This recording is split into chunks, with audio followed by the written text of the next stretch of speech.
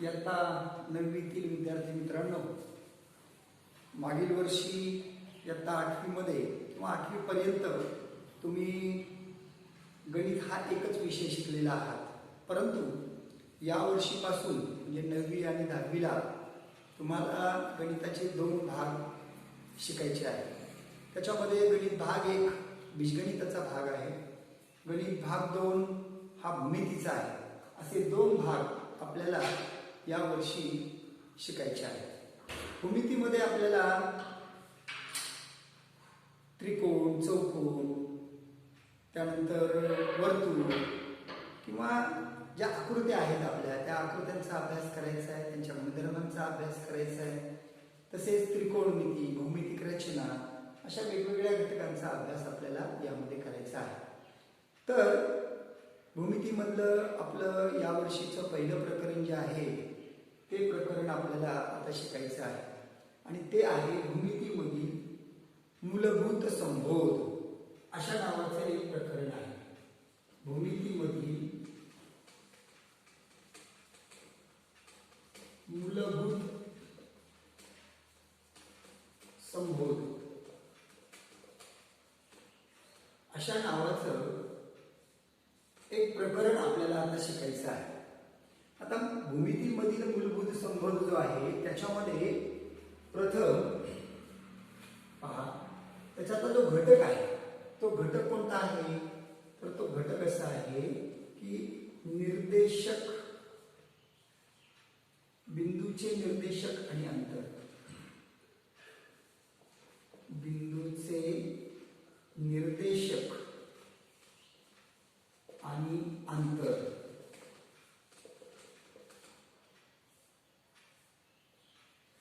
बिंदूचे निर्देशक आणि अंतर या नावाचा घटक आपल्याला शिकायचा आहे.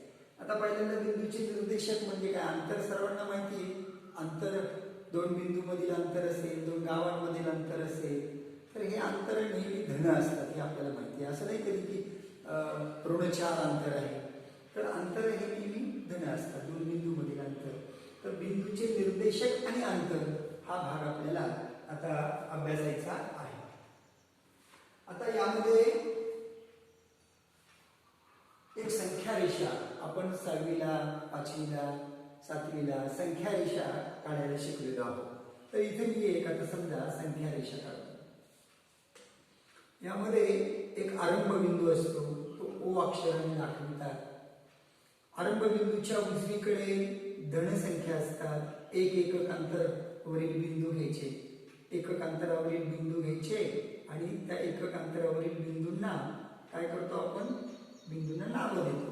उदाहरणार्थ हा बिंदू घेतला मी इथे, समजा एक बिंदू घेतला, इकडे धन बिंदू आहे, सॉरी इकडे बिंदू आहे, इकडेही काही बिंदू आहेत एकक अंतरावरचे. एकक अंतरावरचे बिंदू आपण रेषेवर घेणार. इथे मी एक बिंदू घेतला ए नावाचा, इथे बिंदू घेतला मी, इथे बी एक बिंदू घेतला, इथे मी एक सी बिंदू घेतला, त्याच्यानंतर इथे डी बिंदू आणि इथे ई बिंदू घेतला.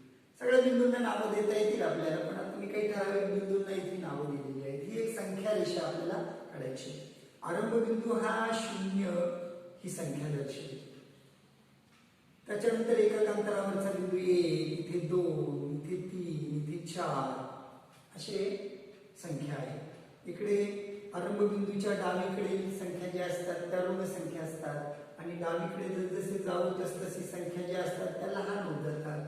आरंभ बिंदूच्या उजवीकडे जाऊ तशा पद्धतीने संख्या ह्या मोठ्या मोठ्या होत जातात. इथे ऋण 2, इथे ऋण 3, ऋण 4 आणि ऋण 5. तर अशा प्रकारे एक संख्या रेषा या ठिकाणी काढलेली आहे. आता या संख्या रेषा जी आहे त्यामध्ये बघा मी काय म्हणतो ते, डी हा जो बिंदू आहे, डी हा बिंदू 1 ही संख्या दाखवतो, ई हा बिंदू 3 संख्या दाखवतो. तर डी हा बिंदू 1 संख्या दाखवतो, म्हणून 1 ला या डी बिंदूचा निर्देशक असे म्हणतात. म्हणजे निर्देशक ही संकल्पना आपल्याला थोडीशी अगोदर माहिती पाहिजे की डी बिंदूचा निर्देश 1 आहे. का? कारण डी बिंदू हा 1 संख्या दर्शवतो. ई बिंदू 3 संख्या दर्शवितो, म्हणून 3 हा या ई बिंदूचा निर्देशक झाला. आता मला सांगा सी बिंदूचा निर्देशक किती? बरोबर, सी बिंदूचा निर्देशक ऋण 2, बी बिंदूचा निर्देशक ऋण 3. अशा पद्धतीने आपण संख्या रेषेवरून त्या बिंदूचे निर्देशक सांगू शकतो. आता निर्देशक संकल्पना आपल्याला समजते की निर्देशक कोणाला म्हणायचं. आता आपल्याला अंतर काढायचे, दोन बिंदू मधलं अंतर काढायचंय. समजा मी असं म्हटलं की डी आणि ई बिंदू मधलं अंतर काढा. आता डी आणि ई बिंदू मधलं जर अंतर काढायचं असेल तर आपण एकक मोजून सुद्धा अंतर काढतो. हे आपण मागे शिकलो. एकक मोजून म्हणजे कसं की हे एक एकक अंतर आणि हे एक एकक अंतर, म्हणजे यामध्ये एक एकक आणि हे एक एकक, अशी 2 एकक अंतर झालं. म्हणजेच डी आणि ई बिंदू मधील अंतर हे 2 झालं. का 2 झालं? कारण एकक मोजून आपण ठरवलं. पण आता आपण जरा मोठे झालो, आपण मोठ्या वर्गात गेलो 9वीला, म्हणून या पद्धतीने काही आपण अंतर मोजणार नाही. म्हणजे एकक मोजून आपण अंतर काढायला जे शिकलो ते या वर्षी मात्र तसं करणार नाही. कारण आपल्याला थोडेसे मोठे मोठे निर्देशक येतात. मोठे निर्देशक आले की मग कुठे संख्या रेषा काढणार आणि एकक मोजणार आणि मग अंतर काढणार. तर त्याच्याऐवजी आपण आता निर्देशकांचा वापर करून अंतर काढायला शिकणार.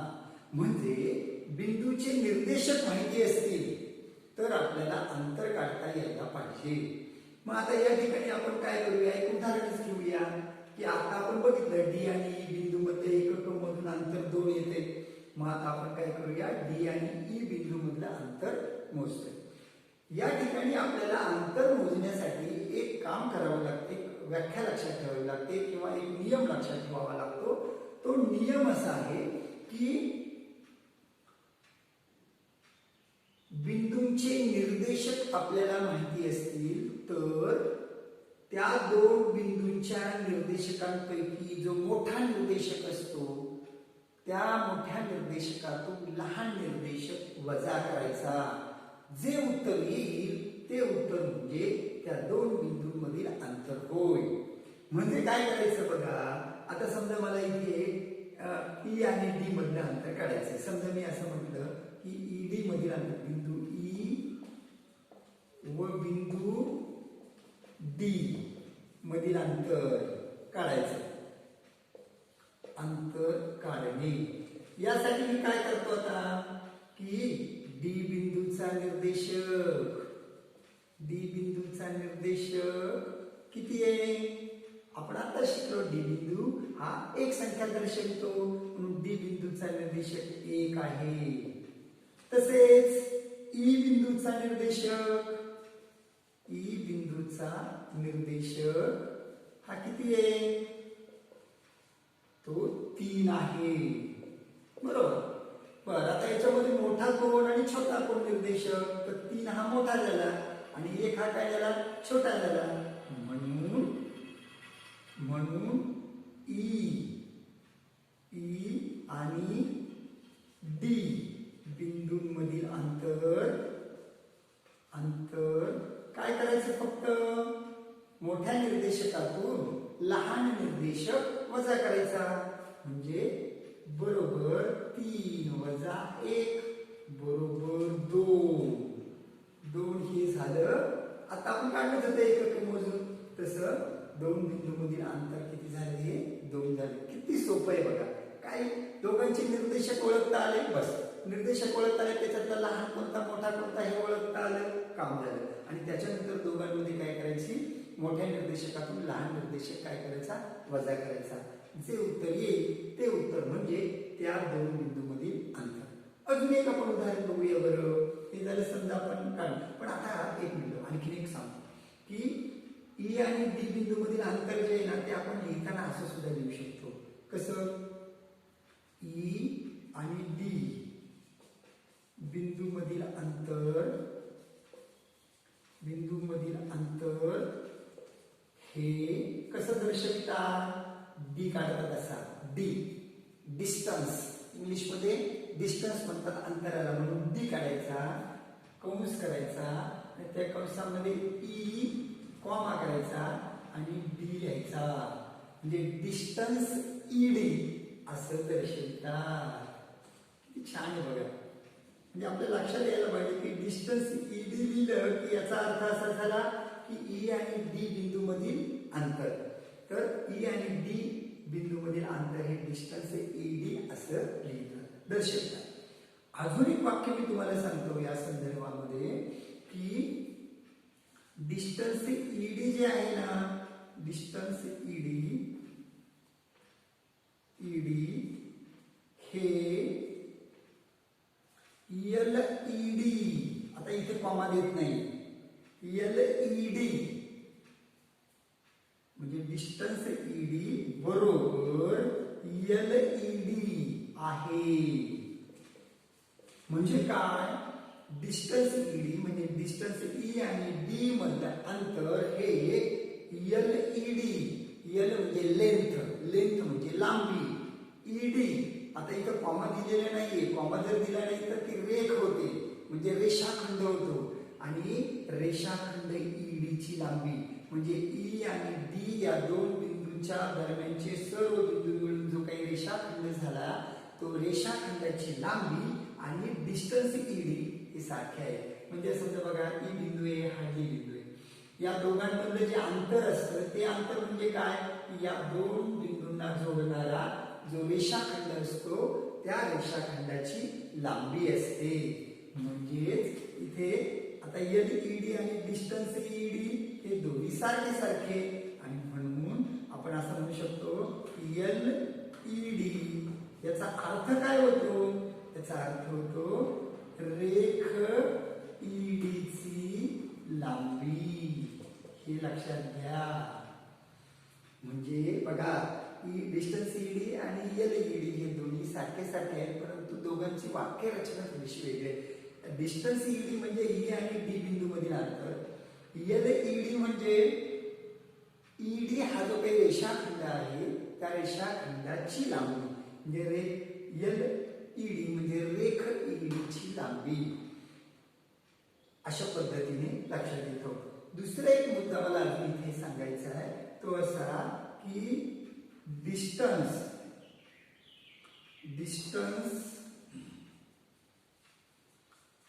ईडी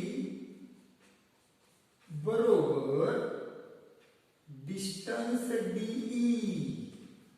म्हणजे काय, ई आणि डी बिंदू मधील अंतर म्हणजेच काय, बिंदू डी आणि ई मधलं अंतर. कोणता बिंदू अगोदर लिहिला याला म्हटलं नाही. मी असं म्हटलं की पाबळ आणि केंदूर या दोन गावांमधील अंतर, आणि असं मी म्हटलं की केंदूर आणि पाबळ यामधील दोन गावांमधील अंतर. कोणतं गाव अगोदर घेतलं याला काही महत्व नाही, त्या दोन गावांमधील अंतर सारखंच येणार आहे, आणि म्हणून इथे बरोबर चिन्ह हे आपल्या लक्षात येतो. म्हणजे बिंदूचे अंतर आपल्याला जे काढायचं असेल दोन बिंदू मधील अंतर, तर त्यांचे निर्देशक माहित करून घ्या. निर्देशक माहिती असतील, मोठा निर्देशक कोणता लहान कोणता ते ओळखा, मोठ्या निर्देशकातून लहान निर्देशक वजा करा, आणि जे उत्तर येईल ते उत्तर म्हणजे त्या दोन बिंदू मधील अंतर. दोन बिंदू मधील अंतर दर्शवताना हे आपल्याला डिस्टन्स ईडी सारखं लिहावं लागतं. आता ए आणि बी मधील अंतर जर काढायचं असेल तर आपण काय म्हणणार आहे, तर डिस्टन्स ए बी किंवा डिस्टन्स बी ए असं सुद्धा म्हणू शकतो वगैरे. तर आणि डिस्टन्स ईडी म्हणजेच लेंथ ईडी असं सुद्धा आहे. तर अशा पद्धतीने आपल्याला बिंदूचे निर्देशक आणि अंतर हे लक्षात घ्यावं लागतं. आता आपण अजून एक उदाहरण घेऊया. डिस्टन्स ए बी काढा. तर डिस्टन्स ए बी काढा हे आपल्याला बघायचं आहे. तर डिस्टन्स ए बी काढायचं म्हणजे आपल्याला त्या दोघांची पहिल्यांदा काय करावं लागतील, निर्देशक माहित करून घ्यावे लागतील. पण निर्देशक माहित करताना बघा मी इथे म्हणतो ए बिंदूचा निर्देशक, ए बिंदूचा निर्देशक किती आहे बघा, किती संख्या रेषेवर, ऋण 5 बरोबर ऋण 5. बी बिंदूचा निर्देशक, बी बिंदूचा निर्देशक सांगा बरं किती आहे बी बिंदूचा निर्देशक? बरोबर, ऋण 3. आता या दोघांमध्ये मोठा कोण आणि छोटा कोण ते ओळखायचं. एक गोष्ट इथे थोडीशी चूक होते. चूक होत नाही, आपण शिकलेलो आहोत. ऋण 3 मोठा की ऋण 5 मोठा? आता बघा इथे ऋण 3 मोठा आहे का ऋण 5 मोठा आहे? म्हणून आपण काय करूया, इथे बघा ऋण 3 आणि ऋण 5 जसं डावीकडे जावं तसं कमी होत जाते संख्या, लहान होत जाते संख्या, आणि म्हणून ऋण 3 हा ऋण 5 पेक्षा मोठा. इथे मग आपण लिहू शकतो आणि काय, ऋण 3 मोठा, च्या पेक्षा मोठा, त्याचं चिन्ह हे ग्रेटर दॅन, किंवा मराठीमध्ये च्या पेक्षा मोठा कोणापेक्षा? ऋण 5 पेक्षा मोठा. मग आता ऋण 5 पेक्षा मोठा झाला म्हणून मग आता डिस्टन्स ए बी बरोबर काय? डिस्टन्स ए बी बरोबर, आता मोठ्यातून छोटा वजा करायचा निर्देशक. मोठा आहे आपला ऋण 3 वजा काय, ऋण 5. मोठ्यातून छोटा वजा केला. मग मोठ्यातून छोटा वजा केल्यावर वजाबाकी आपल्याला करायची. वजाबाकी करायला आपण शिकलो 7वीला. मग ऋण 3, आता इथे ऋण 5 वजा करायचे म्हणून इथे अधिक होईल आणि 5, आणि मग उत्तर येईल. एक संख्या ऋण एक संख्या धन आहे, इथे दोघांची बेरीज करायची आपल्याला. तर मोठ्या संख्येतून लहान संख्या वजा करून मोठ्या संख्येचं चिन्ह द्यायचं. मोठी संख्या म्हणजे चिन्ह नाही असं समजल्यावर जी मोठी येते 5 आणि 3 दोघांमधला फरक काढायचा. फरक काढून काय करायचं, मोठ्याचं चिन्ह द्यायचं म्हणजे 2. ते उत्तर आहे आपलं 2. तर अशा पद्धतीने डिस्टन्स ए बी, मग आपण इथे लिहू शकतोय डिस्टन्स ए बी बरोबर डिस्टन्स बी ए बरोबर लेंथ, हे पण लिहू शकतो. लेंथ ए बी बरोबर उत्तर किती आलं आपलं 2. तर अशा पद्धतीने आपण काय करू शकतो, अंतर काढू शकतो. हे एक्झाम्पल झालं आपलं. आपल्या पुस्तकामध्ये अतिशय छान असं अभ्यास 1.1 जो आहे, अभ्यास 1.1 जो आहे त्याच्यामध्ये पहिलं गणित जे आहे ते पहिलं गणित, त्याच्यामध्ये तुम्हाला एक संख्या रेषा दिलेली आहे, अशी मोठी बिंदूंची नावं दिलेली आहेत आणि तुम्हाला त्या 2 बिंदू कोणते 2 बिंदू दिले आणि तुम्हाला अंतर काढायला सांगितलेले आहे. तर अशा पद्धतीने आपण अंतर हे काढू शकतो. तर आता मी तुम्हाला अजून एक उदाहरण हे तुमच्याकडे देतो. यामध्ये आपण डिस्टन्स सीई काढूया. दुसरं उदाहरण घेऊया आपण. उदाहरण दुसरं, डिस्टन्स सीई काढा. तर डिस्टन्स सीई काढायचंय. परत आपल्या नेहमीच्या पद्धतीप्रमाणे सी बिंदूचा निर्देशक, सी बिंदूचा निर्देशक सांगा. सी बिंदूचा निर्देशक बघा आकृतीमध्ये ऋण 2. ई बिंदूचा निर्देशक, ई बिंदूचा निर्देशक किती आहे? ई बिंदूचा निर्देशक 3. आता आपल्याला काय करायचं बघा, दुसरा पॉइंट पुढे, आणि कोण मोठा त्या दोघांमध्ये, सी मोठा का ई मोठा? म्हणून आपण काय करणार, इथे आपल्या लक्षात येतं धनसंख्या ही नेहमी ऋण संख्येपेक्षा कशी असते, मोठी असते. मग आता काय होईल, कोणती मोठी आहे इथे 3, कोणापेक्षा मोठी आहे, ऋण 2 पेक्षा. म्हणून ह्याच्या वेळेला डिस्टन्स सीई बरोबर काय येईल, मोठ्या निर्देशकामधून लहान निर्देशक वजा करा. 3 वजा ऋण 2 बरोबर 3 अधिक 2. एखादी संख्या वजा करणे म्हणजे तिची विरुद्ध संख्या मिळवणे. म्हणून 3 अधिक 2 झाले. मग किती झाले इथे आपले 5. म्हणून डिस्टन्स सीई, म्हणून डिस्टन्स सीई